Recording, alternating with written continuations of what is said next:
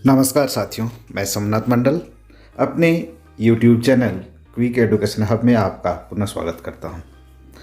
आज आपको दीक्षा ऐप पर जो JSTPD इंटरमीडिएट कोर्स 5 का मॉड्यूल है, उसमें पहली गतिविधि पैटर्न का आकलन, उसे मैं पूरा कराऊंगा। तो यदि आप मेरे चैनल पर नए हैं तो मेरे चैनल को सब्सक्राइब करें एवं बगल के बेल आइकन को भी क्लिक करें, जिससे हर नई वीडियो का नोटिफिकेशन आपको मिल सके। आप मेरे वीडियो को फेसबुक, ट्विटर एवं मेरे ब्लॉगर पेज पर भी देख सकते हैं। तो चलें आज के इस JSTPD इंटरमीडिएट कोर्स 5 के पहले गतिविधि पर। JSTPD इंटरमीडिएट कोर्स 5 का पहला गतिविधि, जिसमें हम पैटर्न से संबंधित आकलन का हल करेंगे। तो चलें इसके प्रश्नोत्तर पर। पहला प्रश्न इस प्रकार का है।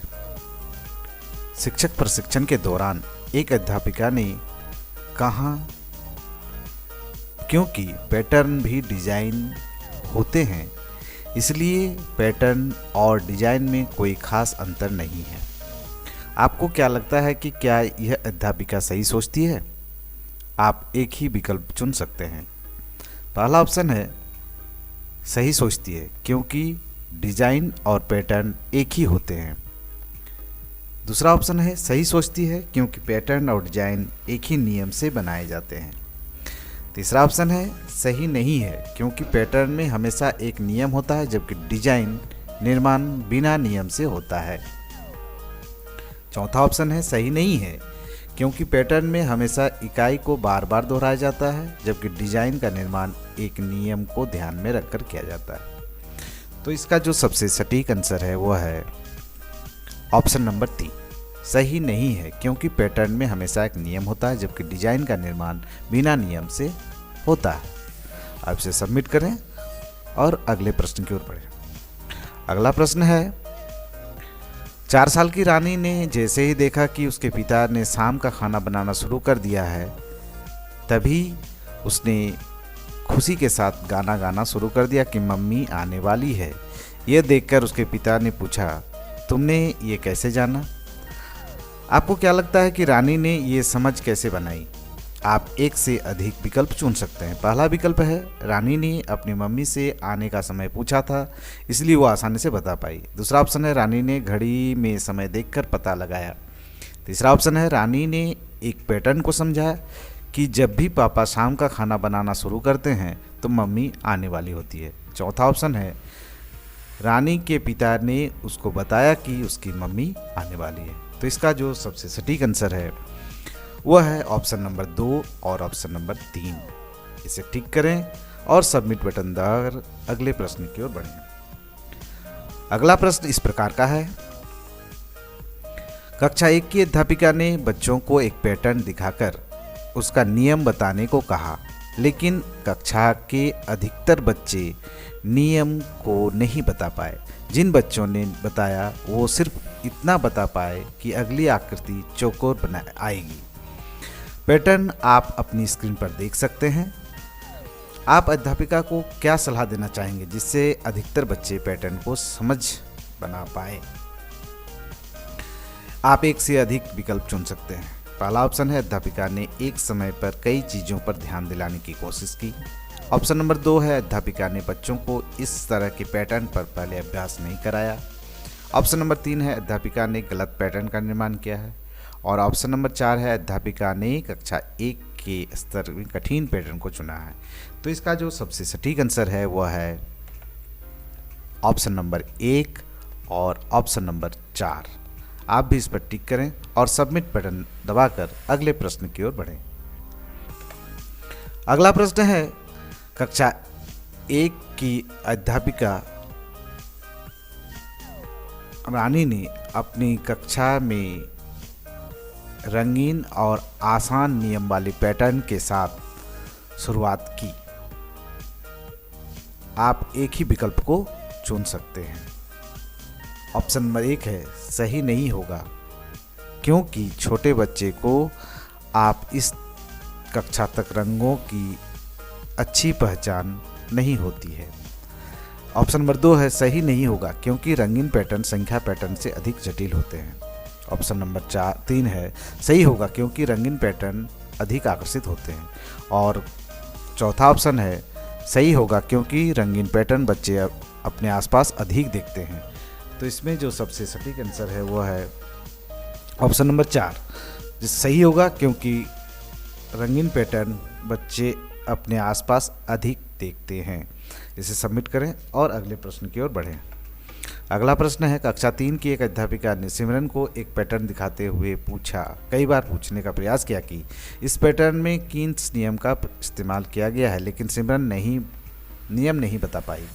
आपको क्या लगता है कि सिमरन के साथ पैटर्न किस स्तर पर काम करने की जरूरत है? आप एक ही विकल्प का चुन सकते हैं, पैटर्न की पहचान, पैटर्न का विस्तार, पैटर्न का निर्माण, पैटर्न की तुलना। तो इसमें जो सबसे सटीक आंसर है वह है 1 नंबर, पैटर्न की पहचान। आप इसे सबमिट करें और अगले प्रश्न की ओर बढ़ें। अगला प्रश्न है कक्षा 3 की एक शिक्षिका बच्चे को दोहरा वाले कुछ पैटर्न से परिचित कराना चाहती है।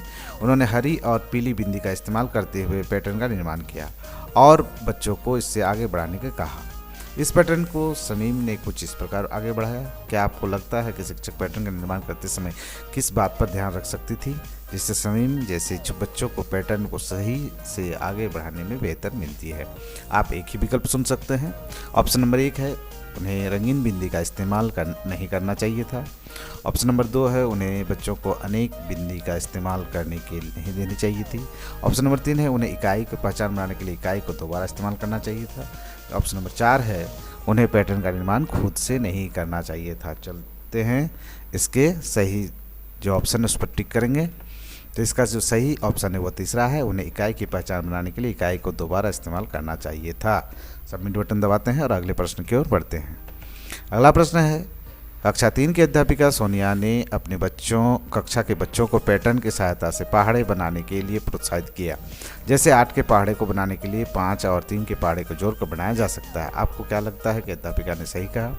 आप एक से अधिक विकल्प चुन सकते हैं। सही किया क्योंकि उसने बच्चों को पहाड़े को सिर्फ याद न करके पहाड़ों को बनाने की समझ का विकास कर पाएंगे। 2 नंबर है सही किया क्योंकि पहाड़े बनाते समय बच्चे तो 2 या 3 संख्याओं के संबंध को देख पाएंगे।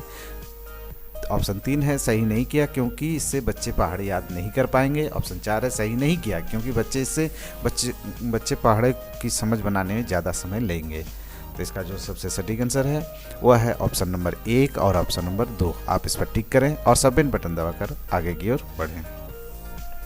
अगला प्रश्न है कक्षा 3 की शिक्षिका अनिता जी ने बच्चों को एक भवन की सैर के दौरान भवन की दीवार पर बने पैटर्न की तरफ ध्यान दिलाया। बच्चों ने पैटर्न के नियम तो पहचाने ही साथ साथ इस विषय पर बातचीत की। इस भवन के बनाने में अलग अलग तरह के काम जैसे मजदूरी, सफाई आदि की क्या महत्ता रही होगी? आपको क्या लगता है इस तरह के बच्चों को सीखने में क्या फ़ायदा मिलेगा? इसमें 4 ऑप्शन है, आप एक से अधिक विकल्प को चुन सकते हैं। बच्चों को किसी अवधारणा के अलग अलग पहलू जैसे गणित, सामाजिक, वैज्ञानिक सभी को समझने का मौका मिलेगा। और दूसरा ऑप्शन है बच्चों को कम से कम समय में अधिक से अधिक विषय पढ़ने का मौका मिलेगा। तीसरा ऑप्शन है बच्चों को कम समय में पाठ्यक्रम को समाप्त करने का मौका मिलेगा। और चौथा ऑप्शन है बच्चों को सभी विषय के बीच एक संबंध देखने को मौका मिलेगा। तो इसका जो सबसे सटीक आंसर है वो है पहला और चौथा। आप इस पर टिक करें और सबमिट बटन दबाकर अगले प्रश्न की ओर बढ़ें। अगला प्रश्न है कक्षा 5 के अध्यापक वर्मा जी ने बच्चों को कुछ पैटर्न दिखाए जो आप अपनी स्क्रीन पर देख सकते हैं। आप इस पैटर्न को देखें। उसके बाद बच्चे से पूछा कि इन तीनों में उन्हें कौन से समान बातें नजर आती। बच्चों ने बताया कि तीनों में पहले चीज़ का दोबारा इस्तेमाल किया गया है और दूसरी चीज़ का सिर्फ एक बार। आगे वर्मा जी ने बच्चों को इस नियम को इस तरह से लिखने में मदद की। इसी तरह वर्मा जी ने बच्चों को कई पैटर्न के समूह दिखाकर उनके पीछे के नियम को पहचानने को कहा। आपको क्या लगता है कि इस गतिविधि का उद्देश्य रहा होगा? आप एक से अधिक विकल्प को चुन सकते हैं। आपके पास 4 ऑप्शन हैं। बच्चों को एक नियम को अलग अलग चीज़ों का इस्तेमाल करने से जाने देना, बच्चों को एक नियम पर लंबे समय तक काम करने का मौका देना, बच्चों को सामान्यीकरण की समझ का विकास करना, बच्चों को एक ही नियम में महारत हासिल करा देना। तो इसका जो सबसे सटीक आंसर है वह है ऑप्शन नंबर 3, बच्चों में सामान्यीकरण की समझ का विकास करना। सबमिट करें और अगले प्रश्न की ओर बढ़ें जो इस गतिविधि का अंतिम प्रश्न होगा। शोध के अनुसार किस तरह के पैटर्न के सामान्यीकरण को समझ बनाने के लिए अधिक महत्वपूर्ण माना गया। आप एक ही विकल्प चुन सकते हैं, दोहरा वाले पैटर्न, बढ़ते हुए पैटर्न, दोहरा और आकृति वाले पैटर्न, दोहरा और अक्षर वाले पैटर्न। तो इसका जो सबसे सटीक ऑप्शन है वह है बढ़ते हुए पैटर्न। तो इसे सबमिट करें और इस गतिविधि की समाप्त हो चुकी है। इसमें इस वीडियो को देखने के लिए आपका बहुत बहुत धन्यवाद।